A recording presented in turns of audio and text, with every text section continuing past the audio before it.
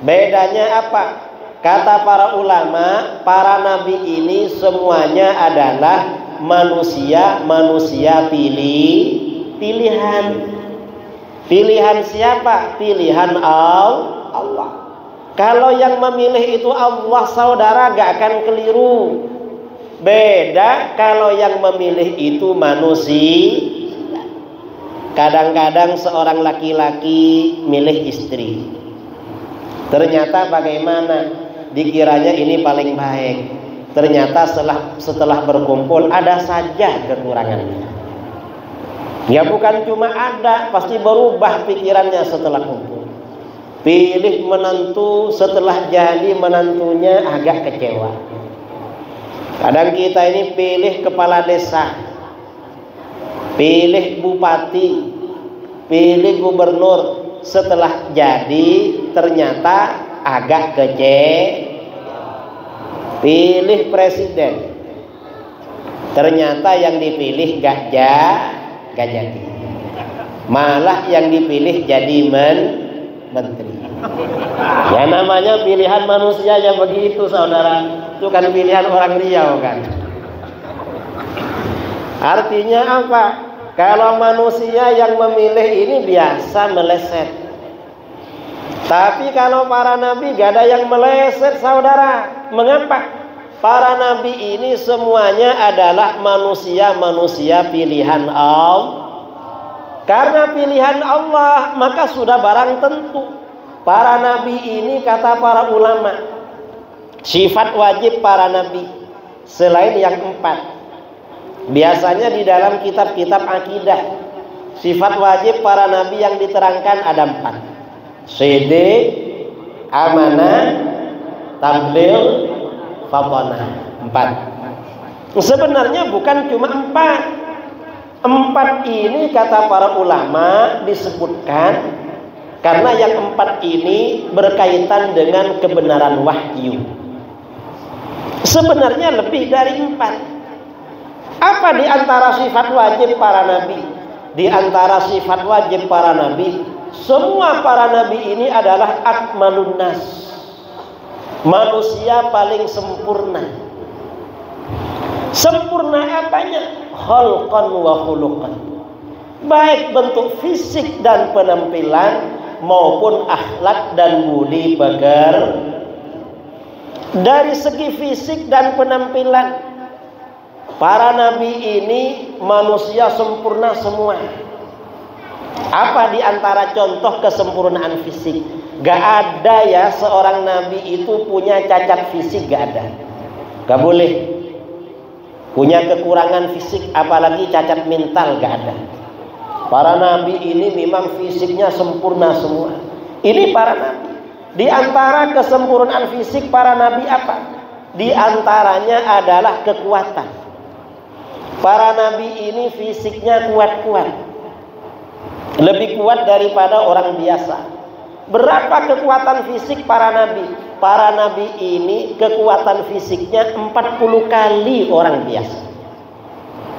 Bayangkan ya, terutama yang tua-tua yang sudah menikah.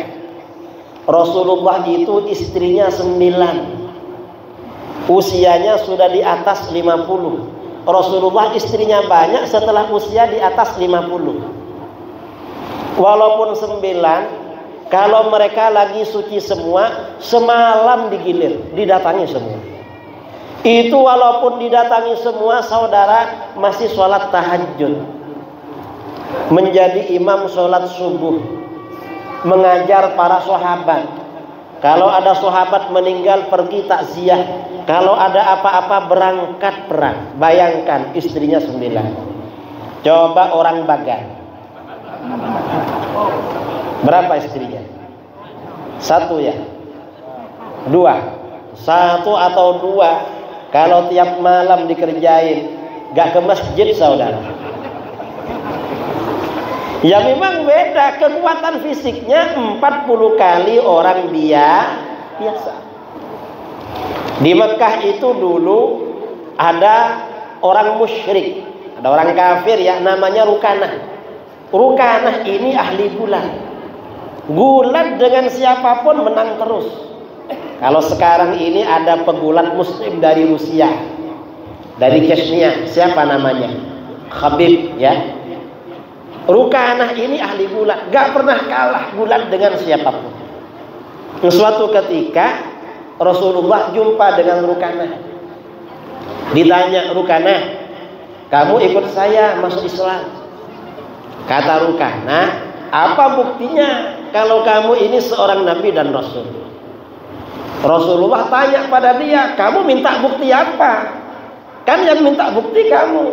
Kata Rukanah, apa? Gimana kalau gelut dengan saya, kalau gulat dengan saya? Makanya para nabi ini kekuatan fisiknya 40 kali orang biasa. Mengapa? Karena yang dihadapi gak semua orang baik. Kadang-kadang orangnya kuat dan jahat ngajak gulat. Kalau nabinya lemah gimana mau menghadapi? Akhirnya apa? Ditanya oleh Rasulullah, kalau kamu kalah, kamu mau ngasih apa ke saya? Kata Rukanah, kamu kalau menang 1 kali, saya kasih kambing 100 ekor. Karena orang Arab dulu kalau punya kambing itu bisa ratusan, bisa ribuan ekor. Entah kalau orang Bagan ada yang punya kambing? Ada? Hah? Berapa ekor? Kalau dua kali 200 ekor, 3 kali 300 ekor. Rukanah ini percaya diri karena dia memang pegulat Arab, gak pernah kalah. Ayo, kalau begitu gulat dengan saya. Rukanah memasang kuda-kuda, membetulkan posisi, mengatur posisi. Begitu Rukanah ini bergerak, dipegang oleh Rasulullah, langsung dibanting. Terkejut dia, saya ini gak pernah kalah kok langsung dibanting. Ini pasti karena salah gerak ini. Minta satu ronde lagi. Kata Rasulullah, berapa kamu kasih kambing saya? Kamu udah kalah 1. Kata Rukanah 100 katanya. Tapi kamu, kata Rukanah, nambah 1 ronde lagi. Pasti kamu kalah habis ini. Kambingnya gak jadi. Ronde kedua dibanting lagi oleh Rasulullah. Dibanting, tambah terkejut dia. Loh, kok bisa kalah lagi ini? Sudah berhati-hati masih kalah lagi. Kata Rasulullah, saya dapat berapa kambing kamu? 200 kata. Lalu ronde ketiga kalah lagi. Karena sudah kalah 3 kali, kata Rasulullah, berapa kambing kamu buat saya? 300. Akhirnya apa? Rukanah ini masuk Islam. Karena Rukanah masuk Islam, akhirnya kambingnya oleh Rasulullah dikembalikan. Karena kamu masuk Islam, kambingnya saya kembalikan, gak jadi saya bawa. Nah, ini artinya apa? Para nabi ini, saudara, memang fisiknya kuat-kuat. Itu secara kekuatan fisik. Kemudian dari segi penampilan, para nabi ini kan fisiknya kan manusia sempurna. Dari segi penampilan apa? Kata para ulama, para nabi ini semuanya ajmalun nas. Manusia yang paling tampan, paling ganteng, paling handsome. Gak ada seorang nabi itu agak jelek, gak ada. Atau kalah ganteng dengan orang biasa, gak ada. Memang oleh Allah dibikin paling ganteng memang. Jadi makanya syair ya, Sayyidina Hasan bin Thabit, seorang sahabat Rasulullah SAW, penyair. Bagaimana baginda ketampanan Rasulullah SAW. Wa ahsanu minka lam tara qattu aini, wa ajmalu minka lam talidin nisa. Khuliqta mubarra'an min kulli aibin, ka'annaka qad khuliqta kama tasha. Yang lebih bagus daripada engkau, Rasulullah, tak pernah dilihat oleh mataku.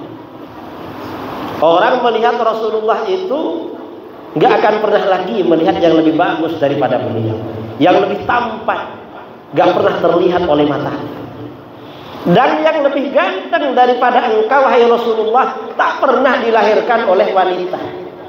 Gak ada perempuan yang melahirkan lebih ganteng dari Rasulullah. Rasulullah ini memang puncak ketampanan.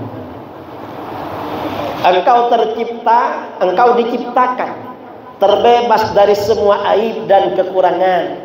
Seakan-akan engkau ini tercipta seperti yang engkau kehendaki. Ini memang fisik Rasulullah. Dan para nabi ini memang manusia paling tampan, saudara. Cuma yang terkenal ganteng siapa? Yang terkenal ganteng adalah Nabi Yusuf. Pada waktu Mi'raj sampai di langit nomor 3, Rasulullah SAW berjumpa dengan Nabi Yusuf terkejut. Bertanya pada malaikat Jibril, "Ya Jibril, man hadza?" Jibril, ini siapa ini? Ini ganteng sekali ini. Seperti ini di Mekah gak ada, apalagi di Bagan. Apa kata malaikat Jibril? Kata Jibril, "Hadza akhuka Yusuf." Ini saudara kamu Nabi Yusuf. Wa qad u'tiya syatral husni. Memang Nabi Yusuf oleh Allah diberikan 50% ketampanan. Nabi Yusuf ini gantengnya 50%. Makanya ibu-ibu kalau hamil, kalau laki-laki biar anaknya ganteng sering baca surat Yusuf. Ya walaupun nggak dapat 30%, ya mungkin berapa lah. Lalu apa? Malaikat Jibril ngasih cermin kepada Rasulullah. Begitu ngasih cermin, Rasulullah bercermin, wajah beliau gantengnya 100%, saudara. 2 kalinya Nabi Yusuf. Nabi-nabi yang lain di bawah Nabi Yusuf. Kita orang-orang Melayu, orang-orang Indonesia, ya di bawahnya lagi, saudara. Karena orang Indonesia ini memang ya apa namanya di bawah, kalah lah sama orang India, Pakistan, Afghanistan, Turki itu kalah. Sama orang Eropa, apalagi sama orang Arab, kalah memang. Orang Indonesia ini ya memang bawah-bawah. Makanya orang Indonesia kalau pergi umroh sampai di Mekah itu biasanya bingung, ini kok gak ada di Bagan. Beda memang, beda. Nah ini artinya apa? Para nabi ini memang semuanya manusia paling ganteng. Gak ada seorang nabi itu mukanya biasa-biasa, gak ada. Memang tercipta paling ganteng. Dan ini penting, saudara-saudara tahu kalau para nabi itu ganteng-ganteng. Mengapa perlu tahu? Kalau nggak tahu bahaya. Sekarang ini di negeri kita dari waktu ke waktu, dari masa ke masa, seringkali ada orang-orang ngaku jadi nabi. Dan yang percaya ada biasanya. Di negeri kita ini orang ngaku apa saja, ada pengikutnya di negeri kita. Sampai ada orang ngaku Imam Mahdi, ngaku apa, ya macam-macam lah. Kalau orang nggak tahu profil para nabi bahaya, langsung percaya. Ternyata kita tengok ya di Google, orang-orang yang ngaku jadi nabi di Indonesia, mukanya rata-rata pas-pasan, saudara. Nggak istimewa. Loh, para nabi itu pilihan, dan para nabi ini pilihan Allah, bukan pilihan manusia. Makanya gak sama dengan orang biasa tuh para nabi. Kalau ada nabi ya kalah ganteng dengan orang biasa tuh bahaya. Nanti umatnya yang datang dari jauh mau sowan, mau ziarah bisa keliru.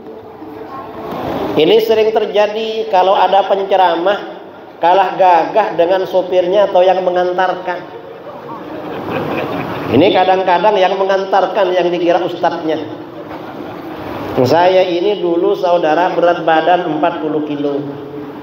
Karena pulang dari pondok langsung diundang ceramah di sekitar rumah, di sekitar daerah. Yang undang teman-teman, lama-lama Provinsi Jawa Tengah, saya kan Jawa Timur, Jogja ngundang saya, Bali ngundang saya. Saya pernah diundang acara di Jogja, acaranya para kiai. Saya masih umur 30-an begitu dulu, belum 40. 30 berapa? Berat badan masih sekitar 40 kiloan. Sekarang ini sering bolak-balik Sumatera, berat badan 66 kilo. Karena di Sumatera ini makanan cocok. Apalagi di Bagan ya. Kemarin malam di Panipahan, ikannya segar-segar. Diangkat dari air langsung dimasak. Kalau di Jawa itu ikan tuh kadang 5 kali mati, saudara. Entah dah berapa kali masuk ke es itu. Baru nyampe di rumah kadang-kadang memang. Dan sampai di rumah kadang masih masuk kulkas lagi. Beda. Angkanya agak gemuk. Saya dulu diundang seminar di Jogja. Di Pondok Pesantren Sunan Pandanaran, tempatnya Kiai Taslim. Yang ngantar saya kawan saya dari Surabaya. Beliau ya usianya lebih tua dari saya, juga lebih besar. Sampai di tempat Kiai Taslim ini, yang diajak bicara kawan saya ini. Disuruh makan, habis makan ngobrol lagi dengan kawan saya. Saya waktu itu punya pikiran, loh mungkin kiai ini memang akrab dengan kawan saya. Tapi saya kok gak ditanya dari tadi. Katanya saya mau disuruh ceramah. Saya lama-lama curiga, karena beliau ngundang saya melalui kawan saya. Lah apa ini sebenarnya yang diundang? Lalu dibawa ke masjid. Di masjid itu berkumpul para asatidz, para kiai. Sampai di situ kiai-kiai itu juga bicara dengan kawan saya. Saya gak diajak bicara. Begitu dipanggil ceramah, saya berdiri, mereka itu kayak terperangah semua. Lalu saya ceramah. Habis ceramah kira-kira 1 jam tanya jawab. Selesai saya turun. Begitu turun ngumpul lagi, ketawa semua. Ketawa. Kenapa Pak Yai minta maaf? Saya kira ini kiainya, katanya. Ini kalau ustadz ya, kalau ustadz belum viral ya begitu, sering salah sangka. Kalau para nabi gak ada yang begitu. Para nabi ini memang oleh Allah diberi kesempurnaan fisik. Rasulullah SAW kalau berdiri seorang diri sendirian, kana rabah. Rasulullah itu posturnya standar, tidak tinggi, tidak pendek. Mengapa? Orang itu kalau pendek dicela sama orang. Dibilang apa biasanya? Dibilang cebol atau badut. Kalau pendek. Kalau tinggi dicela juga. Bilangnya apa? Kalau tinggi orang bilang tiang listrik. Tahu tiang listrik karena tinggi. Rasulullah itu fisiknya standar. Tapi kalau Rasulullah berdiri dengan orang yang tinggi atau duduk bersama orang yang tinggi, maka Rasulullah kelihatan sedikit lebih tinggi. Mengapa? Dijaga oleh Allah, gak boleh kalah sama orang biasa. Gak boleh memang. Para nabi ini sempurna secara fisik. Makanya di dalam akidah, di dalam tauhid ya, Rasulullah itu, para nabi itu punya sifat jaiz. Sifat jaiz itu kalau yang belajar di pondok dulu, sifat jaiz bagi nabi, bagi rasul, al-a'radul basyariyah allati la tuaddi ila naqsid fi maratibihim al-aliyah. Sifat-sifat kemanusiaan boleh terjadi bagi para nabi selama tidak menurunkan derajat mereka yang luhur. Artinya apa? Perkara-perkara yang terjadi bagi manusia biasa terjadi juga bagi para nabi selama tidak menurunkan derajat. Contoh bagaimana manusia dari waktu ke waktu karena faktor makanan, kurang istirahat atau cuaca kadang-kadang sakit. Betul. Para nabi juga sakit. Tapi kalau sakit-sakit yang menurunkan derajat gak terjadi. Misalnya seperti lepra, juzam, belang, atau buta, atau penyakit apa lagi namanya, gila, stres, itu gak terjadi. Mengapa? Menurunkan derajat. Atau contoh lagi ya, manusia biasa ini kalau banyak bergerak, cuacanya panas, berkeringat apa enggak? Berkeringat kan?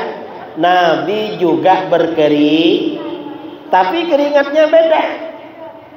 Bedanya apa? Saudara sebelum berangkat kerja mandi-mandi, lalu pakai minyak wangi, pakai parfum. Setelah berkeringat, kira-kira yang tercium parfumnya apa keringatnya? Keringat. Akhirnya baunya apa? Aromanya berubah kan? Menjadi bau. Itu manusia biasa. Kalau Nabi semakin berkeringat semakin harum. Mengapa? Nabi itu harum bukan karena parfum, bukan karena minyak wangi, memang dirinya harum. Makanya Rasulullah SAW diantara namanya At-Tayyib. At-Tayyib itu artinya orang yang harum. Mengapa dikatakan orang yang harum? Rasulullah memang harum, saudara. Nama bagi seorang nabi itu memang sifat kepribadian. Kalau nama bagi orang biasa itu hanya sebuah nama tanpa makna. Kalau nabi ini namanya At-Tayyib karena harum. Semakin berkeringat semakin harum. Kalau ada orang berjabatan tangan dengan Rasulullah SAW, seharian tangan orang itu harum, kena tangan Rasulullah. Kalau Rasulullah melewati suatu gang, Rasulullah sudah gak ada, orang-orang tahu Rasulullah tadi lewat sini ya. Mengapa? Harumnya masih ada. Makanya kita ini kalau di Jawa, kalau maulid biasanya bakar dupa biar harum. Tapi gak apa-apa lah, kita gak bakar gak apa-apa ya. Itu harum. Rasulullah SAW meludah, ludahnya gak pernah jatuh ke tanah.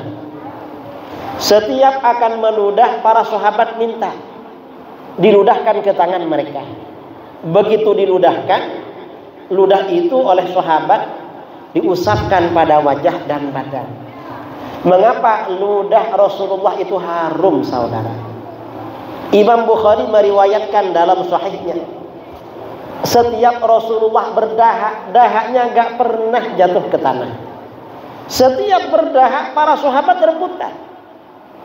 Dahaknya diludahkan pada tangan mereka, dahak itu diusapkan pada wajah dan badan. Mengapa dahak Rasulullah itu harum? Dahaknya diperebutkan. Ya memang harum, gak sama dengan orang biasa. Ada sahabat namanya Utbah bin Farqad As-Salami. Utbah ini istrinya 4. Kata istrinya Ummu Asim, kami berempat kalau waktunya tidur bersama suami pakai parfum yang full. Mengapa? Takut kalah harum. Dan masih kalah harum dengan suami. Suami kami harum sekali. Utbah ini kalau berkumpul dengan kawan-kawannya paling harum. Lama-lama ditanya, mengapa Utbah engkau ini harum? Sayyidina Utbah menjawab, akhadhani syaraf ala ahdin Nabi sallallahu alaihi wasallam. Saya ini pernah terkena biduran pada masa Nabi sallallahu alaihi wasallam. Apa biduran itu? Gatal-gatal alergi. Biasanya obatnya minum air kelapa langsung sembuh. Karena gak kuat gatal, gak tahan, fasyakautu dzalika ilan Nabi sallallahu alaihi wasallam. Saya mengadu kepada Nabi SAW, Rasulullah gimana ini gatal seluruh badan gak tahan. Fa amarani an atajarrad. Rasulullah menyuruh aku melepaskan baju. Fajalastu baina yadayhi. Aku duduk di hadapan beliau. Baju aku lepaskan kecuali yang menutupi aurat. Fabasuqa Rasulullah SAW fi rahatayhi. Rasulullah meludahi kedua telapak tangannya. Setelah diludahi, famasaha bihi ma dhahri wa batni. Dua telapak tangan itu beliau usapkan pada punggung dan perutku.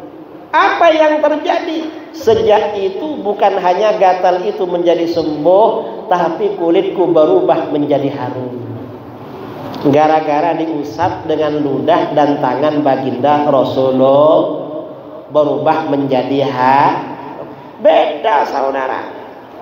Ini umat Islam harus tahu agar semakin cinta kepada Rasulullah. Kita baca sholawat ya sebelum tanya jawab. Habis ini tanya jawab.